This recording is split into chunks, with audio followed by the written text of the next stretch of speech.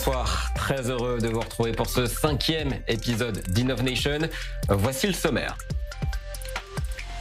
Bientôt de l'intelligence artificielle dans les jeux vidéo, c'est la promesse faite par le géant français Ubisoft, des compagnons de jeux virtuels avec lesquels chacun pourra échanger. À quoi ressemblera notre assiette demain? C'est le dossier d'Innovation cette semaine, de la viande créée en laboratoire au gâteau sans œufs, découverte à suivre dans cette édition. Enfin, dans le rétroviseur d'Innovation cette semaine, l'iPhone, l'appareil fête ses 18 ans en France, il arrivait seulement 2 ans plus tard en Israël. Retour sur le succès du bijou à l'époque de Steve Jobs. Voilà pour le sommaire, tout de suite les 3 infotech de la semaine.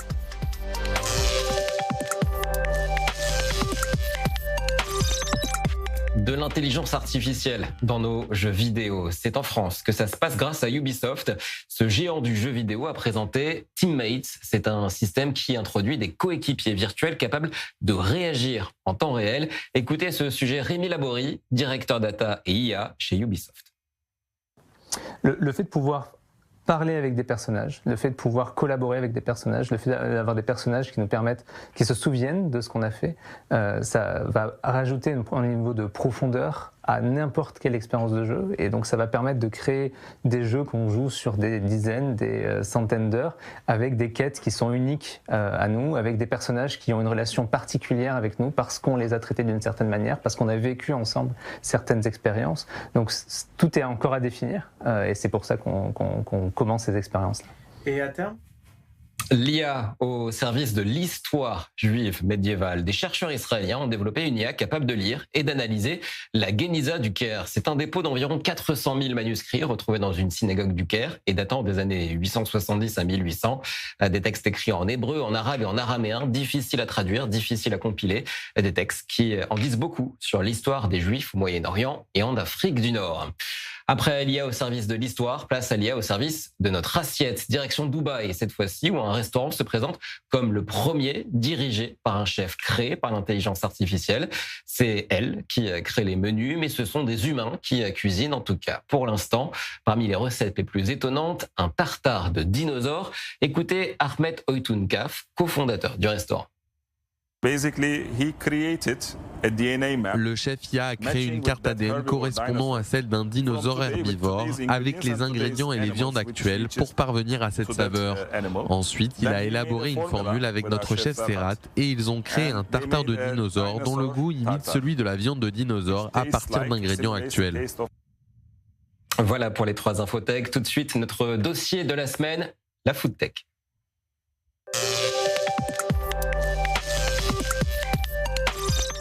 Et j'accueille sur ce plateau Nadav Berger, bonsoir, merci d'être avec nous. Vous êtes le fondateur de Peakbridge, investisseur dans la foodtech. Merci d'être avec nous sur Innovation.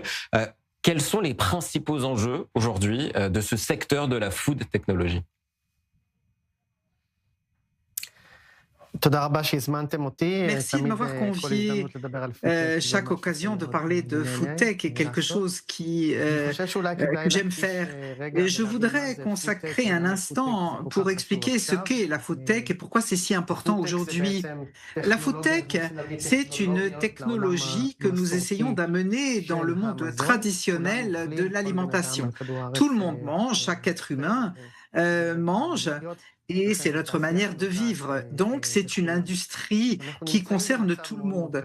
Nous sommes dans une situation très difficile. Vous voyez les prix de l'huile d'olive chez vous qui ont augmenté de 50%. Vous voyez le cacao qui a augmenté de 180%. Le café, le sucre, parce que la planète et l'humanité sont dans une situation très problématique. D'un côté, nos ressources sont limitées, nous n'avons pas suffisamment de territoire, d'eau et la population augmente. La seule chose qui peut régler ce problème, c'est de trouver de nouvelles technologies pour l'industrie alimentaire. De manière naturelle, la chose la plus passionnante dans la foodtech, c'est l'utilisation de l'IA. Et l'IA, non pas comme technologie en tant que telle, mais les applications que nous pouvons utiliser de l'IA afin de régler ces problèmes.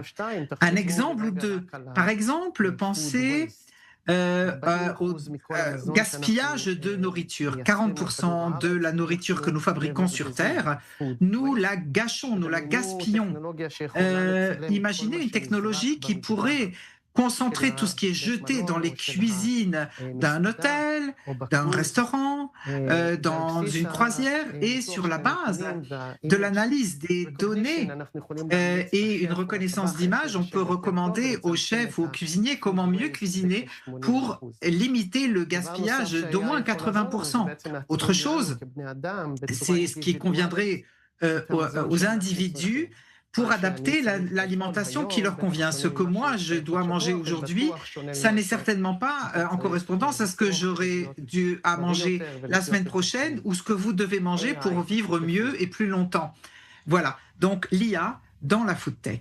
Est-ce qu'il y a une innovation récente dans laquelle peut-être vous avez investi chez PickGrid qui vous a surpris, étonné, qui semble révolutionnaire aujourd'hui? Nous avons 36 sociétés. Alors, j'ai du mal à savoir ce qui est le plus passionnant. Il y a une société qui est novatrice en cela qu'elle amène le passé vers le présent. Une société qui utilise la technologie de la fermentation japonaise, qui est une fermentation à l'état solide. Ils prennent des légumes et des graines et les utilisent en fermentation pour créer des exhausteurs de goût qui sont sains, 100% naturels. Et si nous prenons ces éléments de goût qu'on rajouterait à notre alimentation, on pourrait manger des repas véganes ou végétariens, mais avec un goût carné, sans utiliser de protéines de viande. Alors, on parlait tout à l'heure des enjeux de la food tech, qui est notamment peut-être, vous le disiez, de réduire le gaspillage alimentaire. Est-ce que la food tech, est-ce que la nouvelle technologie demain peut aussi aider à nourrir davantage de populations et peut-être résoudre la faim dans le monde sans être forcément utopiste? Je pense que la food tech, c'est la seule manière que nous ayons de nourrir les êtres humains sur la planète. Dans l'industrie, on sait que les sociétés fabricantes de viande ne peuvent plus fournir de viande. On n'a plus de territoire pour élever des vaches et autres animaux, pour la viande, pour le lait, pour les œufs, les poissons. Malheureusement, nos océans sont vides et ce n'est qu'en utilisant de nouvelles technologies et en fournissant ces protéines, nous pourrons ainsi nourrir la population qui va croissante sur Terre. En 2050, nous pensons qu'il y aura 10 milliards d'humains sur la planète. On en est moins de 8 aujourd'hui. Il faut donc s'y préparer et nous n'avons pas de ressources et nous devons utiliser nos méthodes. Et la première chose qui change de manière historique, c'est le changement vers l'utilisation de protéines alternatives et non plus de protéines animales. Alors, un cabinet d'études en France indique que l'état de santé de la food tech en France n'était pas au beau fixe. Qu'en est-il ici en Israël? Quelle est la place d'Israël sur ce marché? D'abord, je suis fier de dire que si on regarde l'espérance de vie en Israël, elle est relativement élevée par rapport à d'autres endroits au monde. Nous consommons surtout le régime méditerranéen, l'huile d'olive, beaucoup de fruits et de légumes.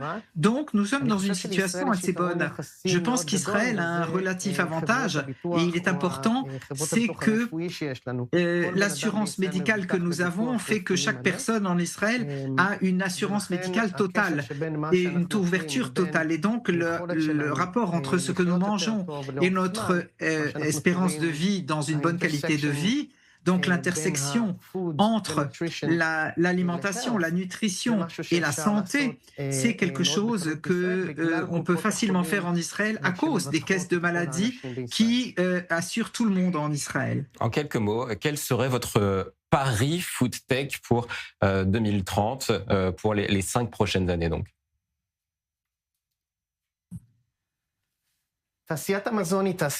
L'industrie alimentaire est une industrie traditionnaliste et pas toujours très efficace.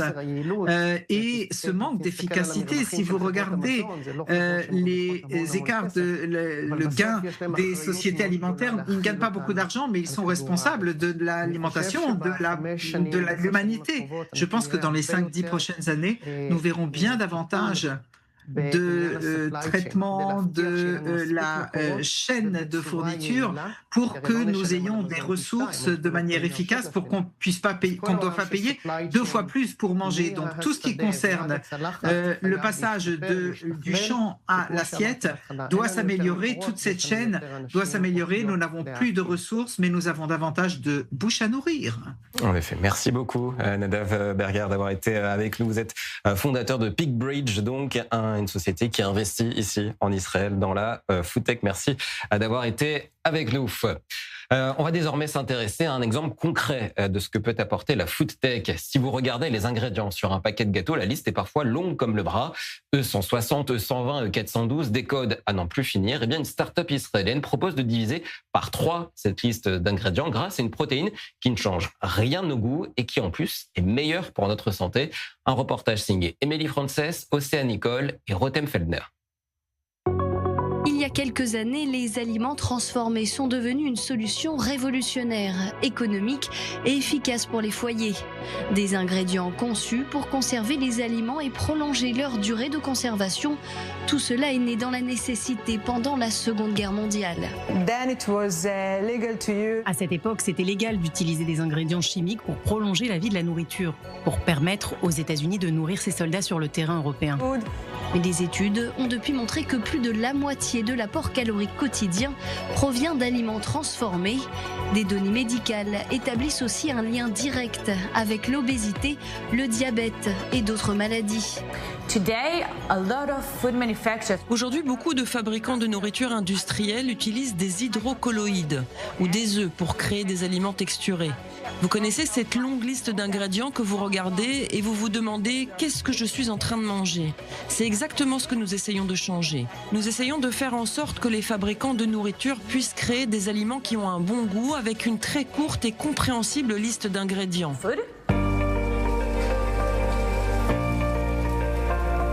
C'est comme ça qu'est né Meala, créé par Tali et Hadar.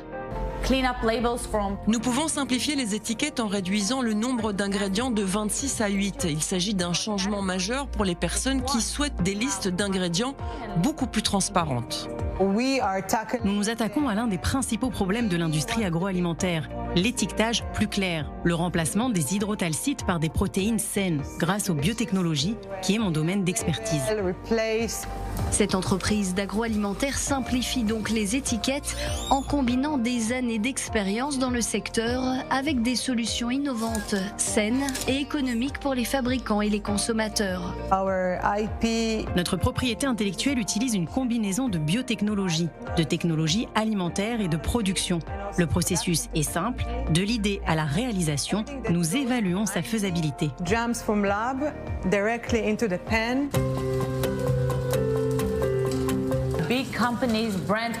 Les grandes marques de gâteaux cherchent à réduire leur consommation d'œufs en raison de la pénurie, de l'instabilité, des chaînes d'approvisionnement et de la hausse des prix. Elles recherchent des solutions pour réduire leurs coûts tout en garantissant un approvisionnement stable. Et elles ont justement trouvé la solution, un mélange riche en protéines qui remplace les œufs et les ingrédients transformés utilisés pour la texture, le tout sans changer le goût. Nous vendons notre produit sous forme de poudre, c'est de la poudre de pois qui permet 2 choses. Réduire de moitié la quantité d'œufs en ajoutant notre ingrédient à la place. Donc l'utilisation de petites quantités et d'une grande quantité d'eau permet de réaliser d'énormes économies.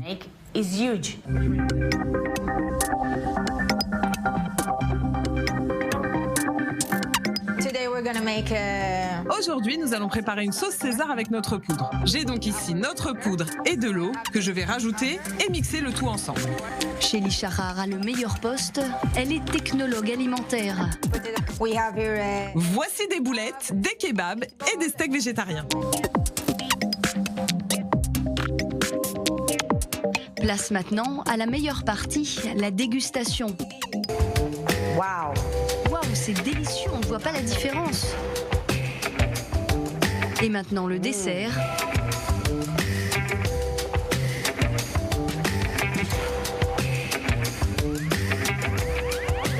C'est vraiment délicieux. Le résultat est bluffant. Le pari est donc gagné pour Meala.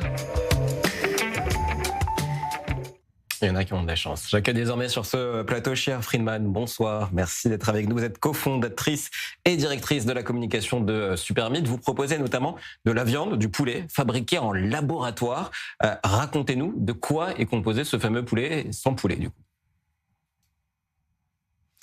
Premièrement, il faut comprendre que ce n'est pas du poulet sans poulet, c'est du poulet de tous les points. Nous prenons des cellules d'un œuf fécondé et nous le continuons à le développer en dehors de la bête.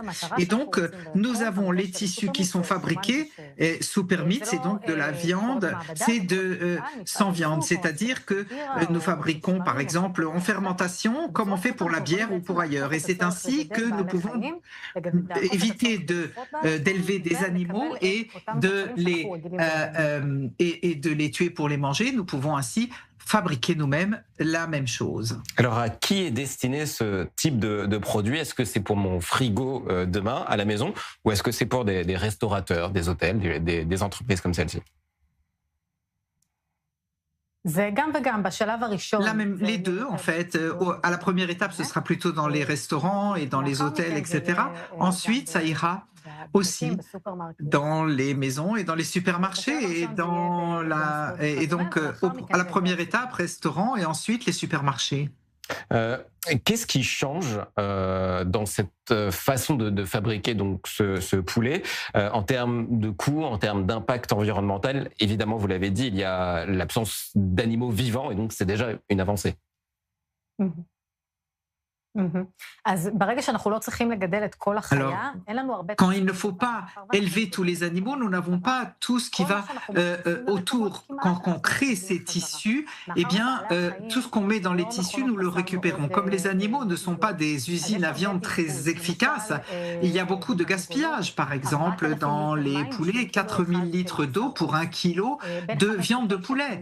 Entre 5 et 9 calories, avec 1 calorie de retour à 5 grammes de protéines et qu'il faut mettre dans le poulet pour avoir des protéines en retour à consommer. Et donc, quand le tissu objectif est obtenu, tout ce que vous investissez dans ces tissus, vous le recevez en retour. Et donc, de telle manière, vous pouvez être beaucoup plus efficace dans le processus, remplir davantage les objectifs pour l'environnement, et puis vous réduisez ainsi évidemment aussi les coûts. J'imagine que le goût entre le poulet naturel, entre guillemets, et ce poulet de laboratoire encore, entre guillemets, reste le même? Oui, c'est exactement le même goût. Et nous avons été agréablement surpris il y a 7 ans quand on a goûté pour la première fois. Combien peu nous avons dû nous occuper de cet aspect de la procédure. Vous le sortez de la fermentation, vous le sentez, vous le goûtez, c'est exactement pareil, parce que ce sont exactement les mêmes tissus.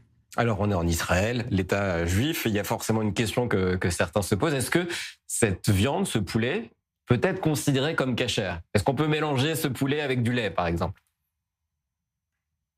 Supermeat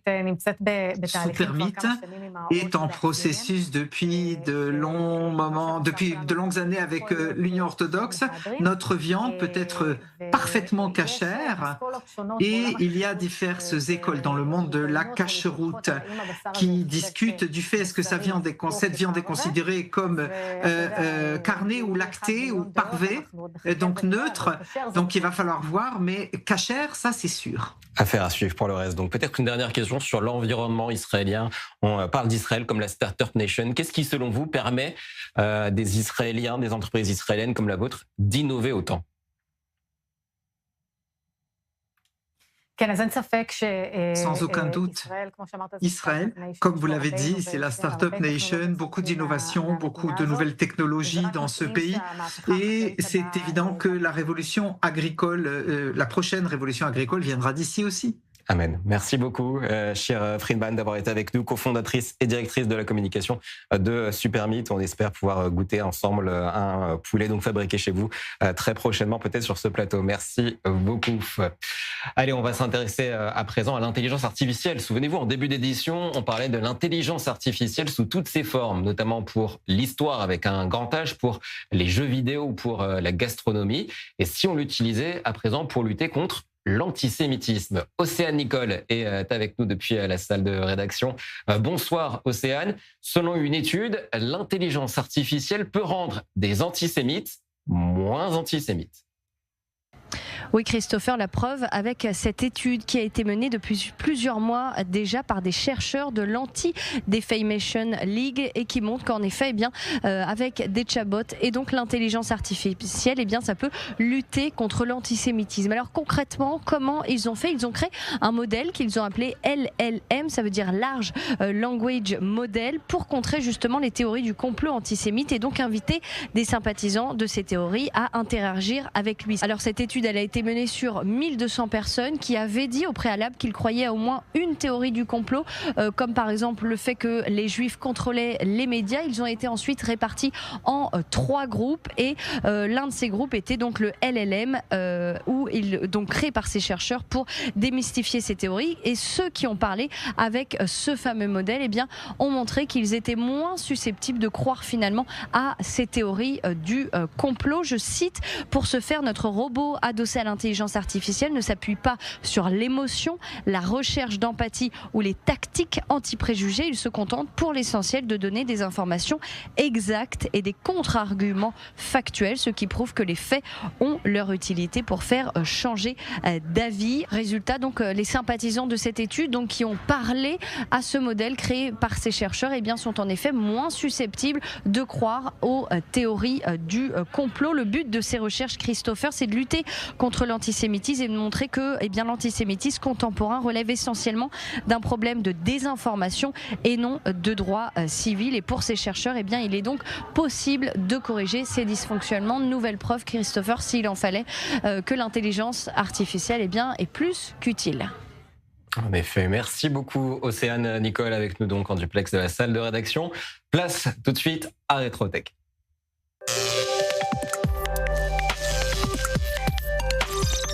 Peut-être que vous vous en souvenez à la maison, c'était il y a 18 ans. La France découvrait pour la première fois l'iPhone, le premier smartphone grand public. Il en existait auparavant, mais jamais comme l'iPhone commercialisé à grande échelle comme celui-ci. On estime qu'aujourd'hui, plus de 2 milliards d'iPhones sont actifs dans le monde. Ici, évidemment, en Israël ou en France. La France compte a priori 30% des utilisateurs de smartphones utilisent aujourd'hui un iPhone. Retour sur l'histoire de ce téléphone emblématique, c'est avec Océane Nicole. 29 novembre 2007, un nouveau téléphone portable arrive sur le marché français, l'iPhone. Fini le clavier à touche et place à un écran tactile, le tout pour 135 grammes, avec une connexion Internet et l'intégration de l'iPod. Son prix, 399 € pour le forfait le moins cher. L'iPhone est le premier smartphone créé par le géant américain Apple, dévoilé quelques mois plus tôt par son créateur Steve Jobs. La France est le 4e pays au monde à recevoir le premier iPhone et très vite, il révolutionne l'industrie de la téléphonie mobile. Aux États-Unis, il fait déjà fureur. 74 jours après son lancement, Apple avait vendu 1,4 million d'iPhones. Pour la France, quelques mois après son arrivée sur le marché, le smartphone de la marque à la pomme croquée était en rupture de stock. L'iPhone s'est imposé comme un incontournable dans le monde de la tech et dans le quotidien de millions de personnes. 25% des smartphones en France seraient des iPhones. Et au total dans le monde, 1,162 milliard d'unités auraient été vendues. 18 ans après, Apple continue de régner sur l'industrie du smartphone avec au total 39 modèles d'iPhone différents. Et chaque année, la firme américaine sort de nouveaux modèles. En septembre dernier, Apple a dévoilé son nouvel opus, l'iPhone 17, avec comme particularité l'intégration de l'intelligence artificielle. Ça va être un très beau cadeau pour Hanouka ou pour Noël. Avant de refermer cette édition, un coup d'œil sur ce qui nous attend cette fois-ci la semaine prochaine. Focus mardi prochain sur la Health Tech. C'est la technologie, évidemment, au service de notre santé. Vous l'aurez deviné, à quoi ressemblera le médicament de demain, les traitements de demain et peut-être même les médecins de demain. Évidemment, l'intelligence artificielle participe à développer les prochains médicaments. L'intelligence artificielle assiste également les médecins déjà aujourd'hui. On fera un point sur ce secteur évidemment primordial et emblématique ici en Israël. Rendez-vous évidemment la semaine prochaine, à même heure, même endroit, pour tout savoir sur ce thème important, technologie et santé. Donc, merci d'avoir exploré le futur avec nous ce soir sur i24 News. Bonne soirée à tous, à la semaine prochaine.